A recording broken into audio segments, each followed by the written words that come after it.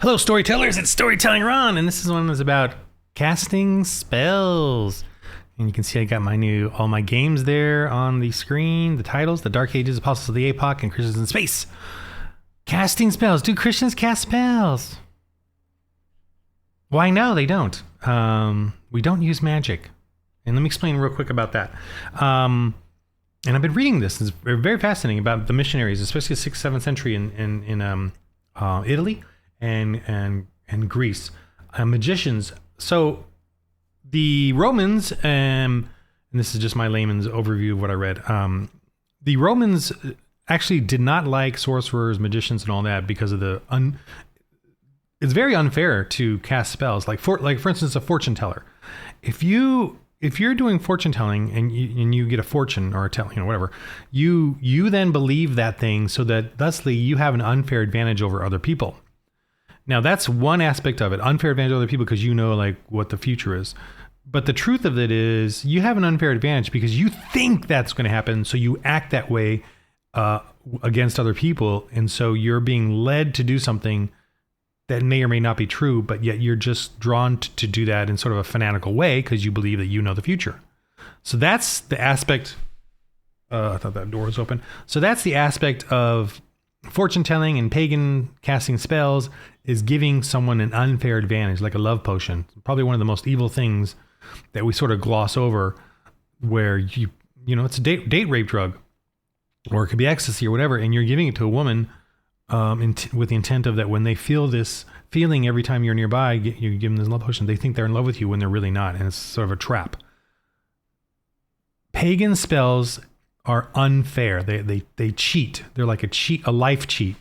And the Roman leaders actually did not like that when witches and stuff were promising these type of things to the people. So they made it illegal. However, they had their own personal sorcerers and truth sayers and sages and, advisors, official magicians and pagans or whatever witches. So they actually did use them as their own, but they did not allow it on the streets. And so it was publicly illegal, but then they had advisors and then of course they had the temple priests. I guess what they were against were the independent ones. So you could go into a temple and of course pay money or sacrifice and then get your fortune told or love potion or whatever. But I know love potions were definitely like, unless you were a leader, they were definitely not. They were made illegal in most regards. But if you were someone in power, you definitely could get love potions to manipulate.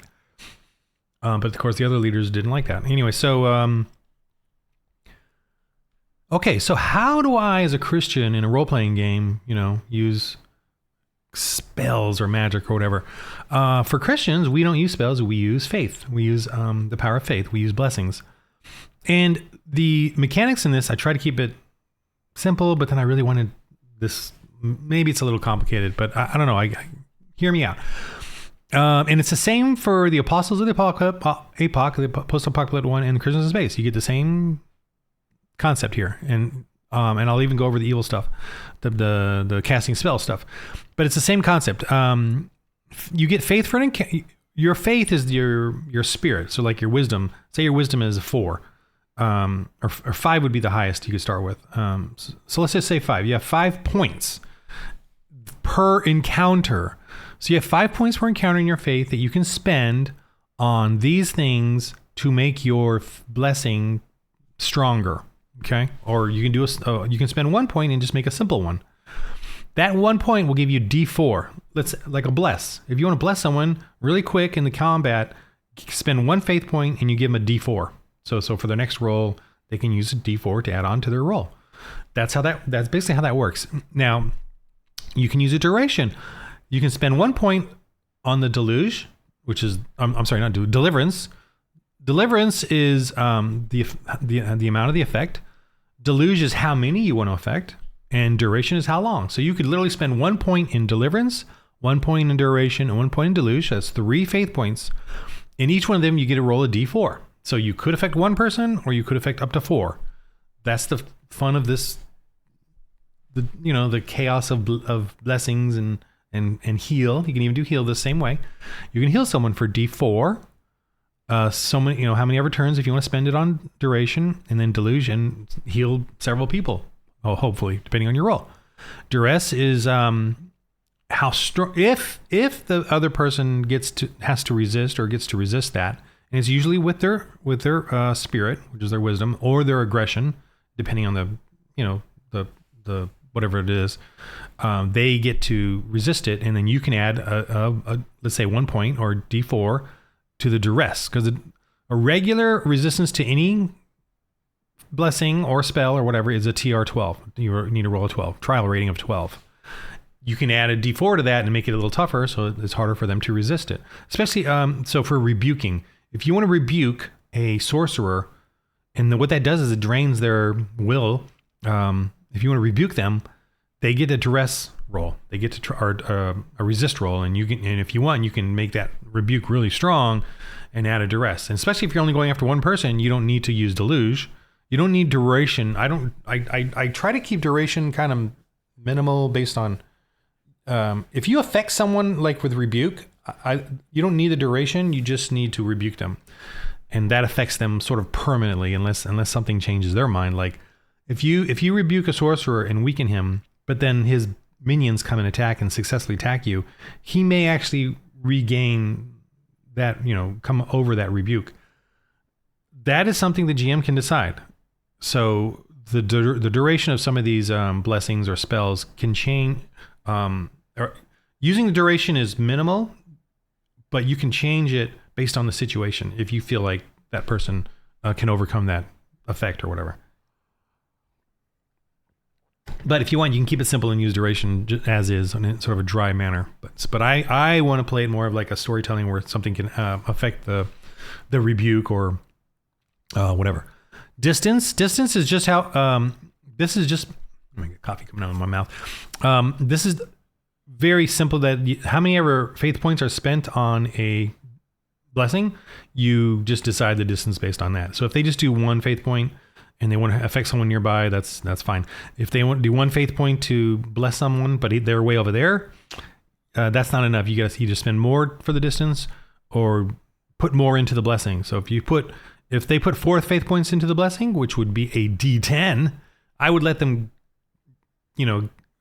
affect the person way over there if they wanted. That kind of thing. So that's how these work. I hope that's clear. I don't know. Faith for the day is you get those same faith points, but for non-combat situations, like throughout the day, you get your 5 faith points to heal grievous wounds or to preach. You can add, this to your preaching. And there's a list here. I'll go through it about what a cleric and nun and clergy have, and paladins and regular people too can do it too. Self-pride works is just an optional rule where if you run out of faith points during a combat, you can still try to preach or rebuke, or a nun can call out or plea, but they can only do 1 faith point worth, and if they roll a 1 on that, then the foe gets a bonus. So it's sort of a self-pride and works. You think you're doing more than you should with your faith. You're drained of your faith. You're like, we Christians can get drained of our faith. All right. Holy effects is just, if something is demonically possessed or has demonic possession, they can have some additional armor saves and stuff. And then this can counter that if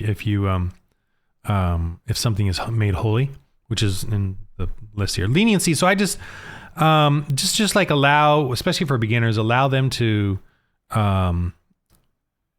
not be affected too much by the rules and let them sort of interpret it a little bit, this stuff, and be a little more open.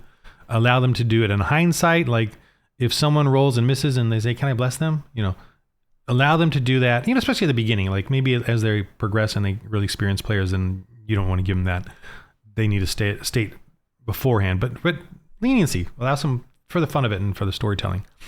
And then if they rebuke some sorcerer really well, but then they roll low, you might want to let them have it anyway, leniency. So, but again, the important thing here is when they spend a faith point, they get a D4. If they spend 2 faith points, they get a D6, depending on what it is. Deliverance is how strong it is. Duration is the turns, if you need it. Deluge is how many it will affect. Duress is how strong it is if they want to resist. And then distance is based, GM's discretion based on how many faith points are spent and how far away. So See all this? Yeah.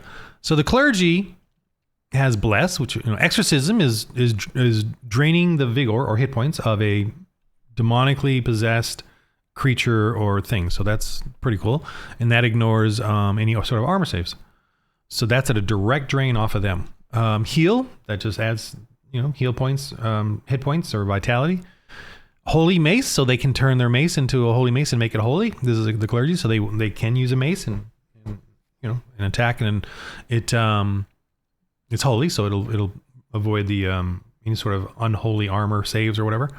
Preach, that's against civilians in a crowd. There's going to be a lot of that. You want to preach to them. That's a way of conversion. If you do really well higher on this, you add some faith points into it, and a lot of this will probably be faith points of the day, not during combat. During combat, you're going to be doing rebuke, especially if the humans are riled up to fight, or you're going up against a violent mobs and enraged foes. To do really evil beings, those exorcism, and like I said, preach is more for groups, non-combat situation. Prophecy is you can spend the faith points and you get a roll, and whatever that roll is, you get to save that for later. So that'll be the roll that you can use to add to. So that's the way prophecy works.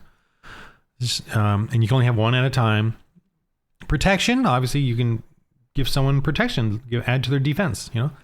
And these, think about it, it's a cleric basically, may the Lord protect us in this fight, may the Lord give us, and then everyone feels protected. So that's how this works. The nun has more like call out. It kind of defensive maneuver, cleansing, for cleaning out toxins and poisons.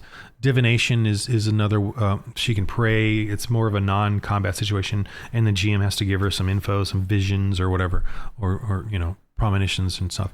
Heal is the same as his heal. Hope is it's kind of like bless.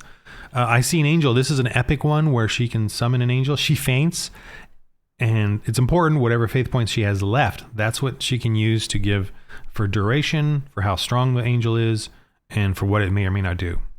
And this also is like, doesn't mean it's going to be a success, although a powerful angel, especially against demon possessed, is pretty fun to play and watch happen. Because she plays the angel as she fainted, so she plays the angel. So she gets to do some combat, or whatever. Miracle of Healing is for healing the grievous wounds when you have a penalty, when you gain penalty dice because you have a real wound that won't heal normally. You can't heal it with just heal. It's not hit points. It's critical damage or wounding. Okay. Plea is affecting an enemy and getting them not to attack. So that's what the nun has, these kind of fun things. The paladin, of course, has a little more combat. The glory is the best one, or the one I have them use first, and that adds blessed die to the damage roll because it's hard to really damage one. So this is asking for strength to actually damage the enemy. But so they have some of this, and same for Apocalypse. Same rules. I broke down the blessings a little differently because they're not like a nun. There's not like a nun and a cleric, like a male female, but there is a pastor, and then the women's calling evangelism care has this, and then the apostle story progression is like, this is what you add on as you go along in the story. And for Apostles Apocalypse, the blessings are not as, they're still here, you still have them, they're still available, but they're not as, like, we're a little more secular, like I'm portraying like we are today. We're a little more worldly and secular, so we don't rely on these until we really start to see, the evil out there in the pagan world and the demonic influence. And then they start to get these through the story progression because they start realizing, oh, we need our faith more than just flamethrowers and rocket launchers and stuff. A woman's touch is a skill ability based thing where a woman has particularly interesting things, and this is not blessings or casting spells. It's just ability skills. Okay, so and the Crusader Marine is a marine that's like a paladin, but in the future. And then of course, this is the sci-fi one. Same thing as the Apocalypse one. Crusader Marine, the same rules. missionary resistance. Oh, so missionary. We Christians do have. We do not fear. We don't fear climate change. We don't fear stupid stuff. So we have a resistance to fear and to the what causes fear, the demonic possession stuff and demonic influence, and then just the foolishness of the sky is falling. So we have an inherent resistance to that. Now we could fail, as Christians can do, but you get a little bonus or something. The other thing that we have is prayer. We have the power of prayer. I don't know where that rule is. It's in here somewhere.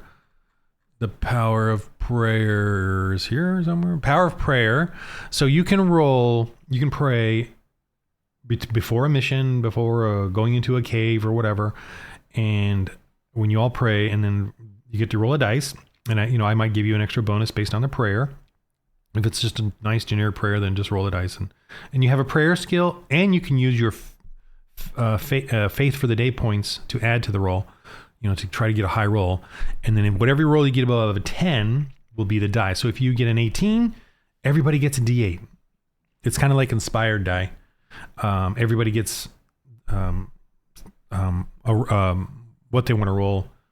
So if you roll an 18, everybody gets a D8 to then like inspiration die that they can then use later on in the game or during the encounter or whatever. So they get to add that to a roll, use it up. So that's what prayer is. So Christians, we have prayer, the power of prayer, and it affects our what we do, what encourages us. And these are things that you guys can use in whatever RPG you're doing. You could add these sort of power of prayer and this type of these type of blessings that we Christians actually use to do our thing. And I've read about Christians, the missionaries, how they dealt with Greek magicians and how casting spells. So let's go to casting spells. Let me find the page. Let me pause here and find the page real quick. And I'm going to talk about pagans casting spells now here on this little video. Okay, something I discovered is that in my Apostles of the APOC and Christians of Space, I neutered this section, so I need to... I haven't really gotten to that section, though, so as far as like editing. And I'll show it to you anyway, but this is the Dark Ages one.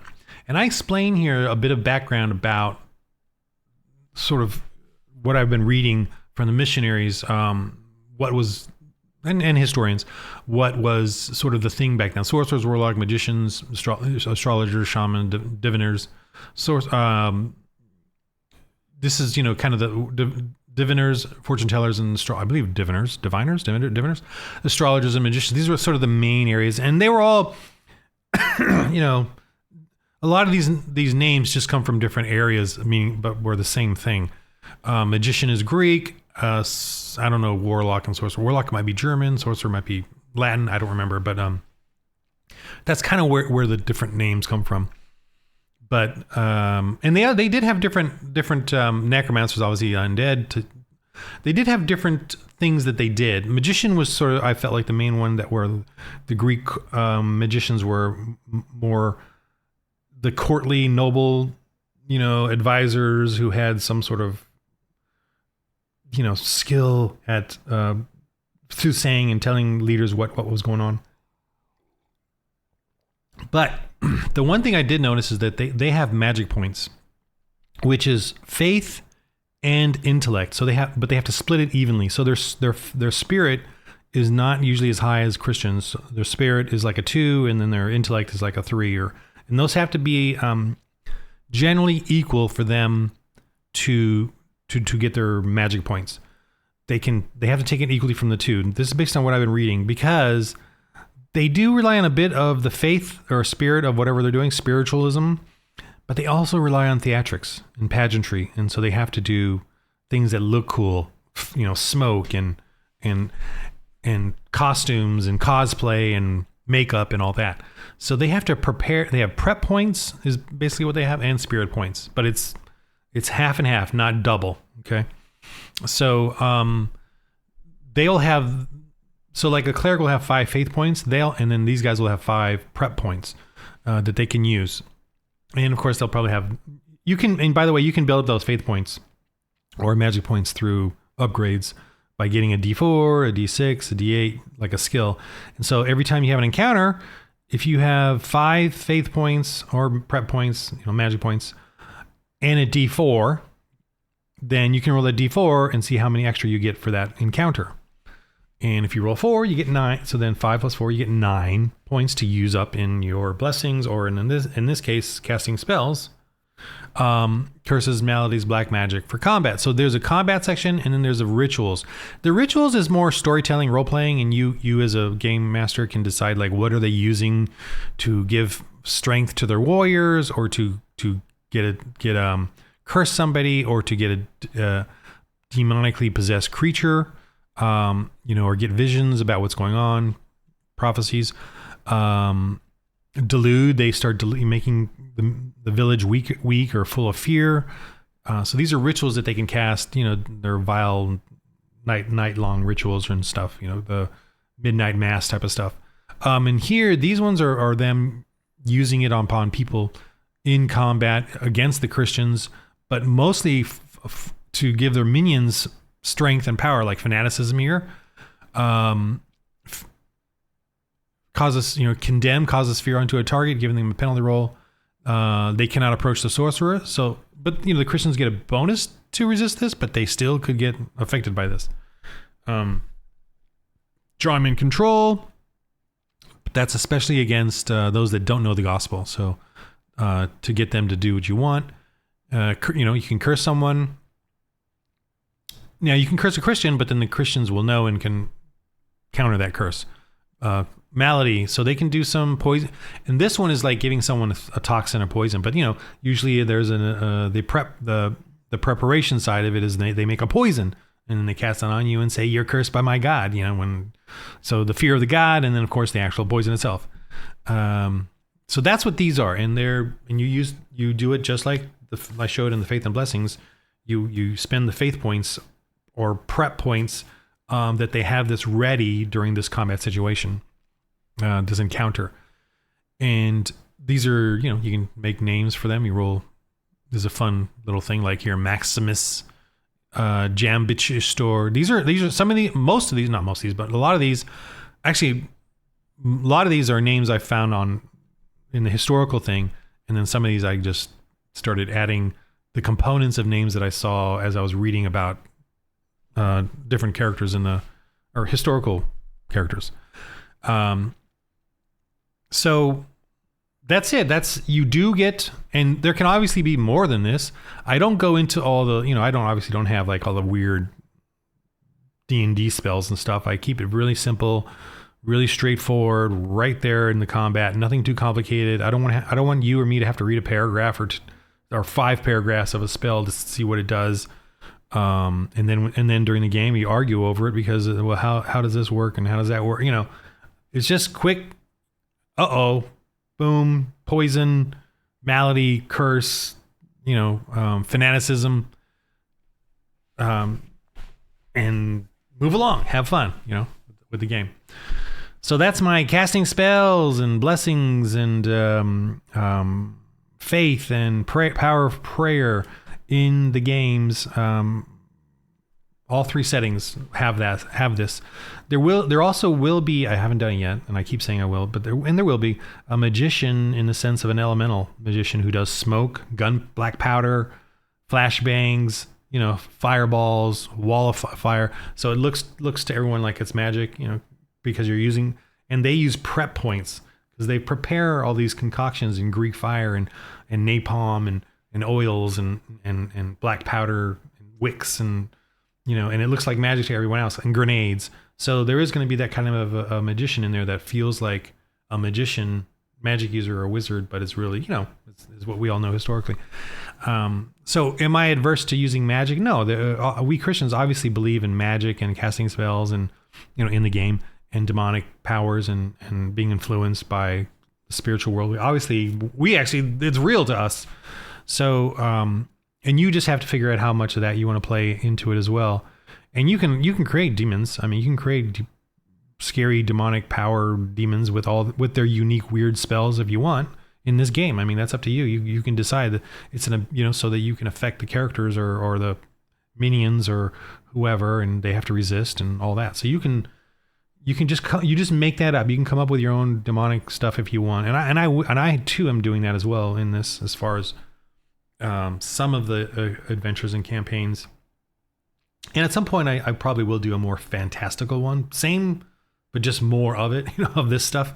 But right now, I'm just exploring, this in a sort of keeping it tied and anchored to historical stuff, to reality, but pushing it a little.